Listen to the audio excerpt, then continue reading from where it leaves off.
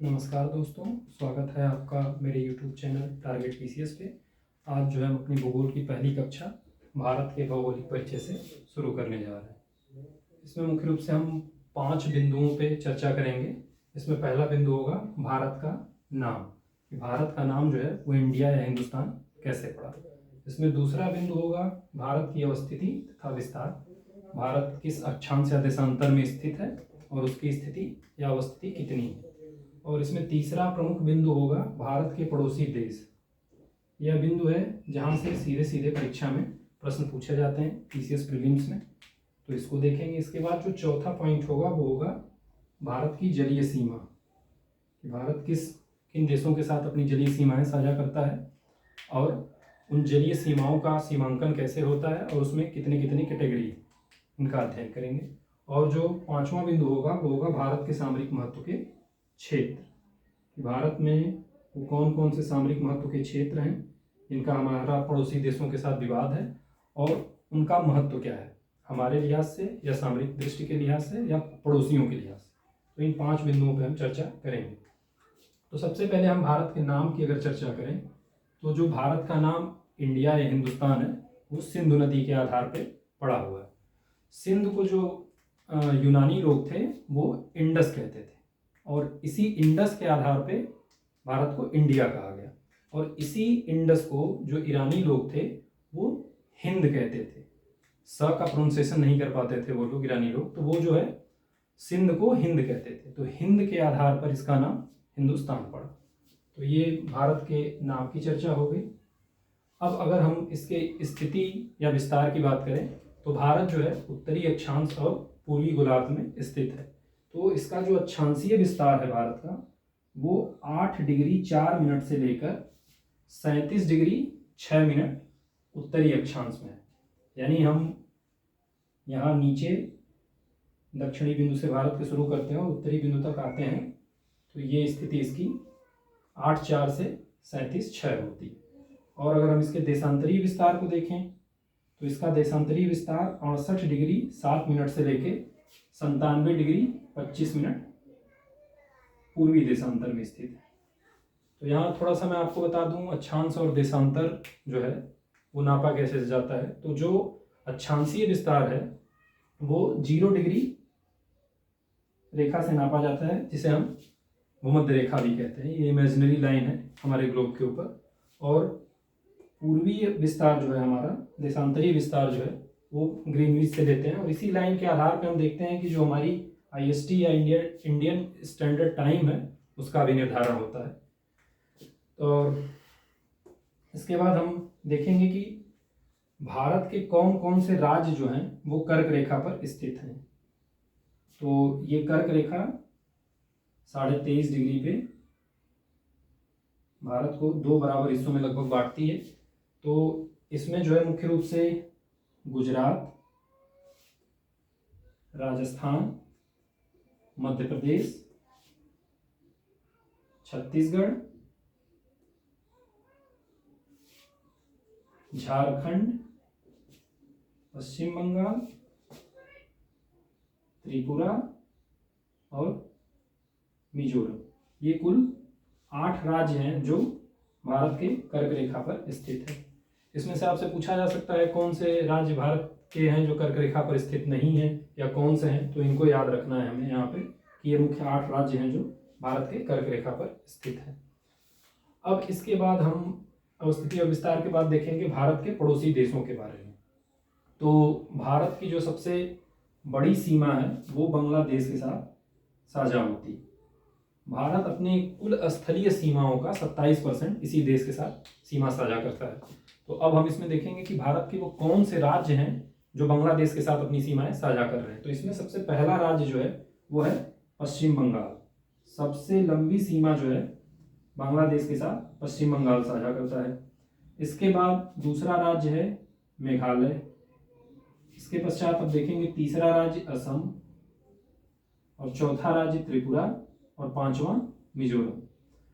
यहाँ एक interesting fact ये है कि जो त्रिपुरा राज्य है वो 3 तरफ से जो है बांग्लादेश से घिरा हुआ है।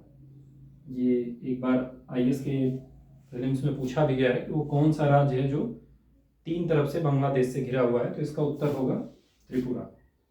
त्रिपुरा राज्य भारत में तीन तरफ से बांग्लादेश से घिरा हुआ है। अब जो है बांग्लादेश के बाद हम देखेंगे चीन के साथ भारत की सीमाएं।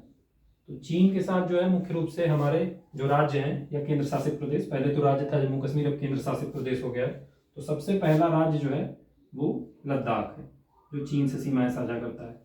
यहाँ दूसरे नंबर पर आ जाएगा आपका हिमाचल प्रदेश, तीसरे नंबर पर आ जाएगा उत्तराखंड, चौथे पे आ जाएगा सिक्किम और पांचवें पे आ जाएगा अरुणाचल प्रदेश। यानी कुल 5 राज्य हैं, जो राज्य केंद्र शासित प्रदेश दोनों मिला के, जो चीन के साथ अपनी सीमाएं साझा करते हैं। चीन के साथ जो भारत की सीमा है उसे मैकमोहन लाइन कहते हैं। और यहाँ एक चीज़ मैं आपको और बता दूं कि जो हमारा विवाद है मैकमोहन लाइन का, वो बेसिकली यहाँ अरुणाचल प्रदेश वाली सीमा पे है।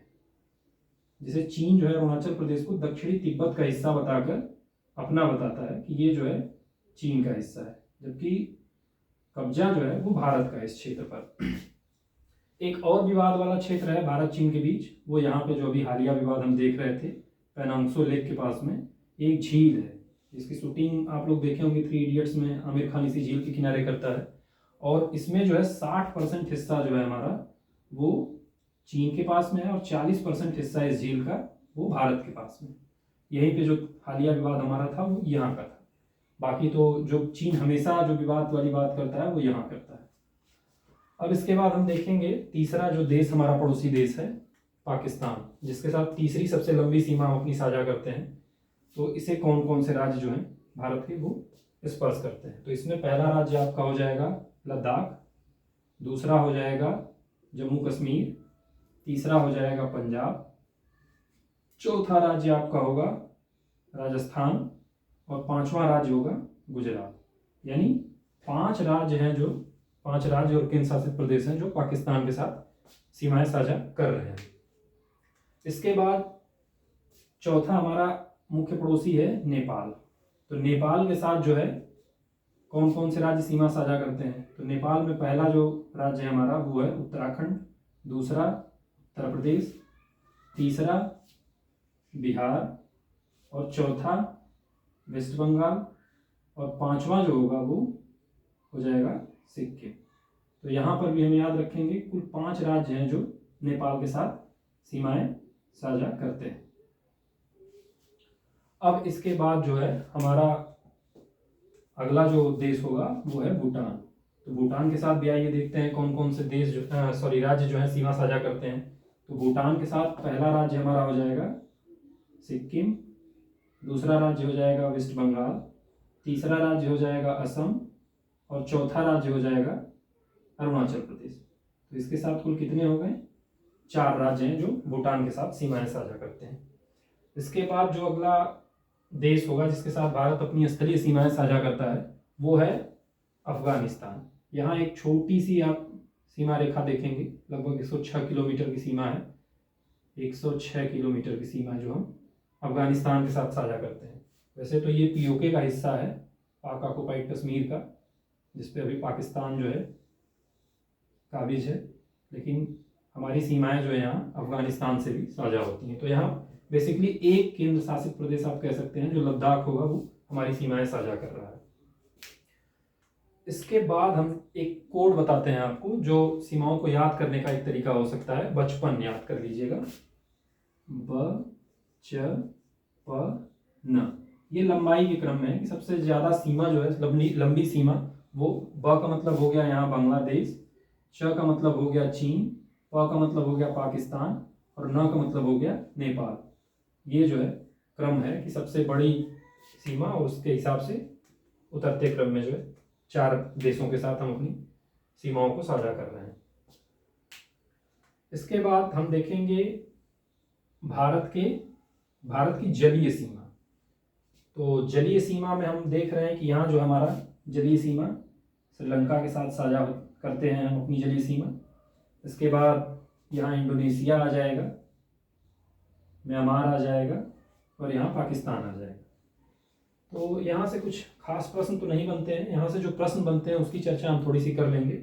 वो ये बनते हैं कि जो जलीय क्षेत्र होता है वो बेसिकली कितने भाग में बटा है और उसका रेंज क्या क्या होता है। तो सबसे पहले हम समझ लेते हैं कि ये जो कटा फटा तट रेखा है, तट रेखा ये मूल रेखा है, और इसके बाद जो है ये सारी रेखा जो कटे फटे क्षेत्र हैं इनको मिलाने के लिए एक इमेजिनरी लाइन यहाँ से बनाई जैसी है जिसको हम कहते हैं आधार रेखा। तो इस आधार रेखा और तट के बीच का जो क्षेत्र होता है वो हमारा आंतरिक जल क्षेत्र कहलाता है। तो इसमें जहाँ हम मछली पालन या फिर हमारे बंदरगाह उंदरगाह हैं ये इसी आंतरिक जल क्षेत्र में होते हैं। इसके पश्चात जो दूसरी लाइन यहाँ बनती है वो होती है क्षेत्रीय सागर की। आधार रेखा से 12 समुद्री मील तक जहां तक आएगा ये लगभग समझिए। तो ये जो आधार रेखा और ये क्षेत्रीय सागर की बाहरी रेखा उसके बीच का जो क्षेत्र है ये क्षेत्रीय सागर कहलाता है। तो इस क्षेत्रीय सागर में मुख्य रूप से हम जो है मछली पालन या टैक्स वसूली का काम, कि जो भी जहाज इस तरह से गुजर रहे हैं उनसे टैक्स लेना या इस तरह का काम हम करते हैं। अब इसके बाद जो तीसरा बिंदु है इसमें यह है अविच्छिन्न मंडल, जिसको हम कहते हैं जहां पे हम शोध या अनुसंधान संबंधी कार्य करते हैं अविच्छिन्न मंडल में ही करते हैं। तो ये लगभग जो है क्षेत्रीय सागर के बाहरी हिस्से यानी 12 किलोमीटर का जो बाहरी हिस्सा ये बन रहा है यहाँ से लेके और 24 समुद्री मील तक ये पूरा क्षेत्र जो है अविच्छिन्न मंडल का है। तो इस अविच्छिन्न मंडल में जो है खनन संबंधी काम या आर्थिक गतिविधियां जो है वो परमिटेड होती हैं, यहाँ पे कोई देश कर सकता है। ये भारत के ही संदर्भ में नहीं और भी देशों के संदर्भ में आप इसको समझ सकते हैं कि सेम स्थिति ये होती है, अंतर्राष्ट्रीय मानक है। इसके बाद जो तीसरा क्षेत्र आता है वो आता है एक्सक्लूसिव इकोनॉमिक जोन, विशेष आर्थिक क्षेत्र होता है ये। यह जो होता है ये अविच्छिन्न मंडल यानी जो 24 समुद्री मील की आखिरी सीमा है वहां से लेकर 200 समुद्री मील तक ये ऐसा क्षेत्र है जहां पे हम आर्थिक गतिविधियों को संचालित करते हैं। और इस 200 समुद्री मील के बाद जो क्षेत्र होता है वो खुले सागर का क्षेत्र होता है, जिसपे जो है अंतर्राष्ट्रीय समुद्री कानून जो होते हैं वो लागू होते हैं। इस पे किसी देश का अधिकार नहीं होता है, इस पे सामूहिक अधिकार होता है। तो इसके बाद हम यहाँ देखें हमारा चौथा पॉइंट हो गया जलीय सीमा क्षेत्र। अब हम आते हैं अपने पांचवें बिंदु की तरफ जो है सामरिक महत्व के क्षेत्र। तो सामरिक महत्व के क्षेत्र में हम 2-3 जगहों को देखेंगे, जिसमें पहला क्षेत्र हमारा है सियाचिन ग्लेशियर। सियाचिन ग्लेशियर की जो स्थिति है वो बेसिकली यहाँ पे है और ये जो है 72 किलोमीटर लंबा और 8 किलोमीटर चौड़ा ग्लेशियर है।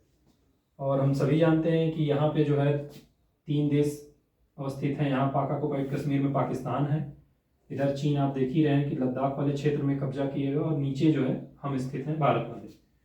तो यहाँ का विवाद है और इसमें इसका ज़्यादातर हिस्सा जो है वो भारत के पास में है और यहीं से श्योक नदी निकलती है जो सिंधु की सहायक है श्योक, और ये नुब्रा वैली है।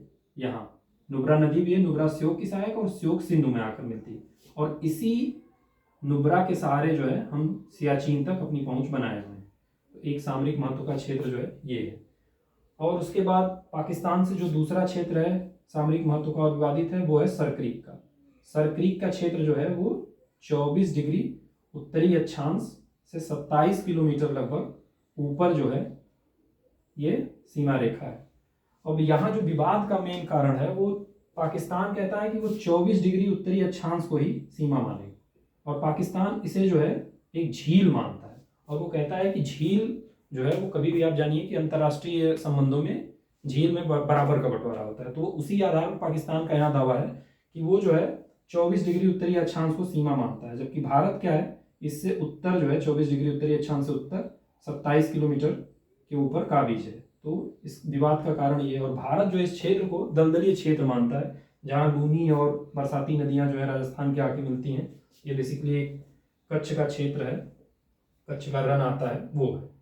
और तीसरा क्षेत्र जो है विवाद का वो आप देखेंगे यहाँ से आ रहा है, चीन जो है यहीं से काराकोरम हाईवे गुजर रहा है और जो ग्वाडर बंदरगाह तक आ रहा है यहाँ पे जो लगभग बलूचिस्तान प्रांत पड़ता है चीन का। तो ये विवादित क्षेत्र है जो भारत की संप्रभुता के हनन के तौर पर देखा जाता है भारत द्वारा। तो चीन पाकिस्तान आर्थिक गलियारा जो है यहाँ से गुजर रहा है। तो ये वो तीसरा विभाजित क्षेत्र है। अब इसके बाद एक क्षेत्र हम लोगों का श्रीलंका के पास में है, जहाँ आप देखते हैं आए दिन श्रीलंकाई नौसैनिक जो है वो हमारे मछुआरों को पकड़ते रहते हैं। तो यहाँ पर भी जो है थोड़ा सा विवाद है, लेकिन ये बहुत बड़ा विवाद नहीं है, इसलिए कोई बहुत विशेष मतलब नहीं है इस विवाद का। तो ये हम देख लिए अवस्थिति, विस्तार, नाम और जलीय सीमा, सामरिक महत्व के क्षेत्र। तो फिलहाल यही है। इसमें आपको बस जो ध्यान रखने वाली बातें होंगी वो ये देखना होगा कि कौन से राज्य जो है किस किस देश को साझा कर रहे हैं अपनी सीमा और कौन से नहीं कर रहे हैं। तो जो प्रश्न आपके बेसिकली बनेंगे वो यहीं से बनेंगे कि कौन से राज्य स्थित हैं और कौन से नहीं हैं। तो इसमें मुख्य रूप से आप तीन सीमा क्षेत्रों को याद रखिएगा कि कौन से 3 पड़ोसी देश हैं जो स्पर्श कर रहे हैं सीमाओं को। तो यही 3 जो है महत्वपूर्ण होते हैं। अब इसमें एक और बिंदु जो मुझे लग रहा है कि आपको बता देना चाहिए वो है भारत का तटीय क्षेत्र। तो भारत के तटीय क्षेत्र में सबसे बड़ी सीमा तो वैसे आप देखेंगे तो अंडमान निकोबार के पास में है, और दूसरे नंबर पे जो तटीय क्षेत्र भारत का है वो गुजरात के पास में है, और तीसरे नंबर पे जो तट रेखा है वो आंध्र प्रदेश के पास में है। तो ये 3 का क्रम भी आप याद रख सकते हैं। मुख्य रूप से 3 ही याद रखिए क्योंकि ज़्यादातर यही 3 से ही प्रश्न बनते हैं। तो बस आज का लेक्चर फिलहाल इतना ही है, आगे फिर हम चर्चा करेंगे। और मैं आपको थोड़ी सी और बातें बता दूं कि जो मैं वीडियो आपको दे रहा हूँ ये उन बच्चों के लिए भी सहायक हैं जो नौकरी के साथ तैयारी करना चाहते हैं। और इसके साथ मैं बताऊं कि आप अपना एक नोट्स बनाते चलिए और उसको डे टू डे या फिर वीकली रिवाइज करते चलिए इसी के साथ में, तो जो है वो आप मेमोराइज कर पाएंगे। आज के लिए धन्यवाद।